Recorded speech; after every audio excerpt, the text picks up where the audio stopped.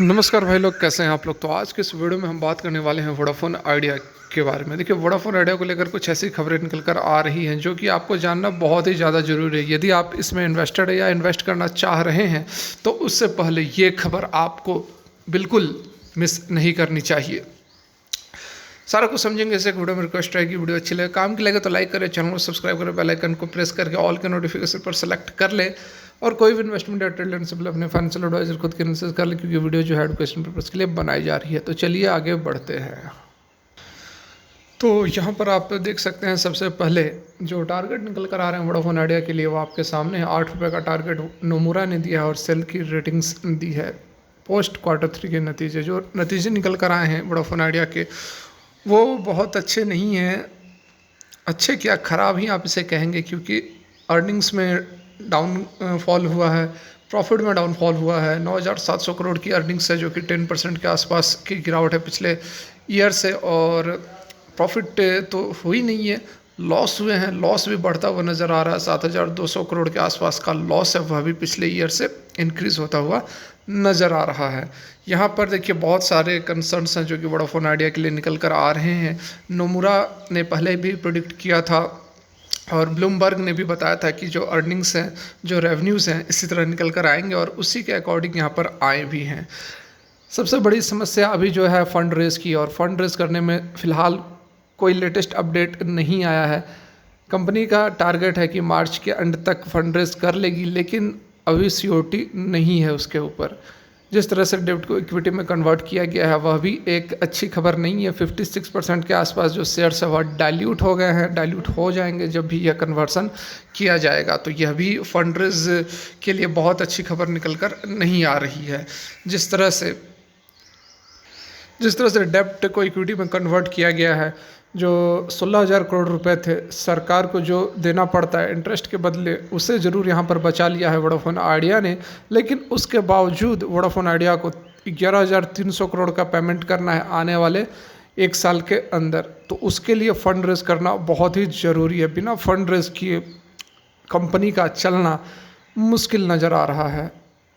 Capex की बात करें, कैपिटल एक्सपेंडिचर, तो अभी इस क्वार्टर में जो कैपिटल एक्सपेंडिचर है वह है 1100 करोड़ के आसपास। पिछले जो सितंबर का क्वार्टर था उसमें 1300 करोड़ था, और पिछले 9 महीने की यदि हम कैपेक्स की बात करें तो 3300 करोड़ रुपए ही इन्वेस्ट किया है वोडाफोन आइडिया ने। कैपेक्स मतलब कैपिटल एक्सपेंडिचर, अपने बिजनेस के ऊपर कितना खर्च कर रही है, अपने नेटवर्क्स को सेटअप करने के लिए कितना खर्च कर रही है। वहीं भारतीय एयरटेल इसी पीरियड में 9 महीने के अंदर 4400 करोड़ के आसपास, 4,500 करोड़ के आसपास का इन्वेस्टमेंट किया है। लेकिन वोडाफोन आइडिया के पास फंड्स नहीं है, तो वो कर भी क्या सकती है। तो वो तो नोमुरा का टारगेट मैंने आपको दिखा दिया। यहाँ कुछ और भी अपडेट निकल कर आ रहे हैं, जैसा कि आप देख सकते हैं। Why Modi government forcing tax payers to invest in loss making Vodafone Idea. देखिए, इसका मतलब क्या है, इस आर्टिकल का मतलब यहाँ निकल कर क्या आ रहा है। बातें वही बताई जा रही है, जो डेब्ट को इक्विटी में कन्वर्ट करने का जो फैसला लिया गया है उसमें 35% स्टेक है अब सरकार ले लेगी वोडाफोन आइडिया के अंदर। एक घाटे में जाती हुई कंपनी के अंदर सरकार इन्वेस्ट कर रही है। अब यह इन्वेस्टमेंट क्यों कर रही है, यह भी बहुत बड़ा सवाल है। आप सभी जान रहे हैं कि अभी हाल में एयर इंडिया का प्राइवेटाइजेशन किया गया है, तो उसे जो सेल करने से जो पैसे मिले हैं लगभग 16,000 करोड़ रुपए मिले हैं, और उतना ही अमाउंट यहाँ पर सरकार जो है वह ले रही है वोडाफोन आइडिया से, उसमें स्टेक एक्वायर कर रही है। एक तरफ सरकारी कंपनी को प्राइवेट कर रही है, क्योंकि वह लगातार घाटे में जा रही थी। वहीं दूसरी तरफ घाटे में जाती हुई कंपनी को सरकारी कर रही है।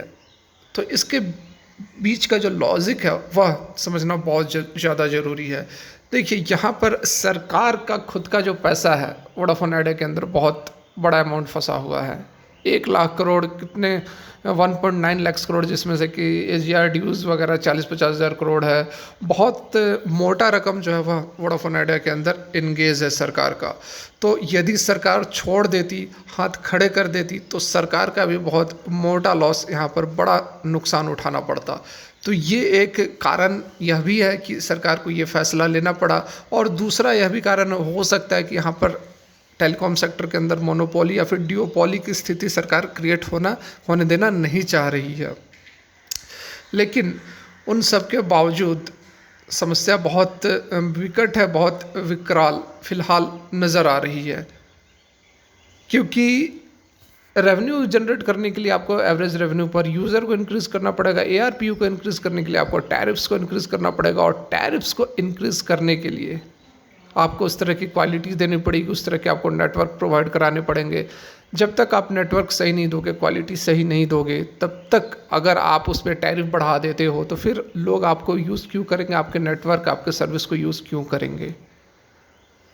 तो समस्याएं जो हैं बहुत बन रही है यहाँ पर। तो मैं आप लोगों को ये बताना चाहूँगा, ये सजेस्ट करना चाहूँगा, कोई यहाँ पर यही करना है आपको, ऐसी कोई बात नहीं है, आपको खुद की अपनी एनालिसिस रिसर्च करने के बाद ही आपको डिसीजन लेना है। लेकिन मैं अगर रहता वोडाफोन आइडिया में इन्वेस्टेड @% तो फ़िलहाल एग्ज़िट कर लेता, आउट हो जाता, बाहर रहता। इन्वेस्टमेंट तो फ़िलहाल करता ही नहीं, यदि इन्वेस्टेड रहता भी तो यहाँ से निकल जाता, वेट करता, देखता पिक्चर क्लियर होती, मार्च तक अभी फंड रेज अगर हो जाती है तो फिर आगे कहानी चलेगी। यदि यहीं पर फंड रेज नहीं हो पाती है तो फिर समस्या तो यहीं से बहुत विकराल रूप ले सकती है। देखिए, जिस तरह की खबरें होती है मैं आप लोगों को समझाने बताने की कोशिश करता हूँ, वैसा मेरा व्यू नहीं है कि बस कुछ भी हो, कोई भी स्टॉक हो, कोई भी खबर हो, बस टारगेट 1000, 2000, 5000 बताना है। जी नहीं, जो सच्चाई है, जो रियलिटी है, अब मैं भगवान तो नहीं कि मैं आगे जान रहा हूँ कि क्या होगी, लेकिन जो एनालिसिस है, जो रिसर्चर्स मान रहे हैं, जो जिस तरह का माहौल बन रहा है, वह मैं आप लोगों को समझाने की बताने की यहाँ पर कोशिश कर रहा हूँ कि वोडाफोन आइडिया से फ़िलहाल दूर रहने में भलाई नज़र आ रही है। बाद बाकी आपका फैसला, आपका डिसीजन, आपको रहना है आप रहो, कोई वैसी मेरी तरफ से कोई प्रॉब्लम नहीं है। मेरा काम था आप लोग को अपडेटेड रखने का, मैंने इन्फॉर्मेशन दे दी, आपको जो लगे आप कर सकते हैं। फिलहाल के लिए वीडियो यहीं तक काम की लगी तो like, subscribe. Okay, bye bye.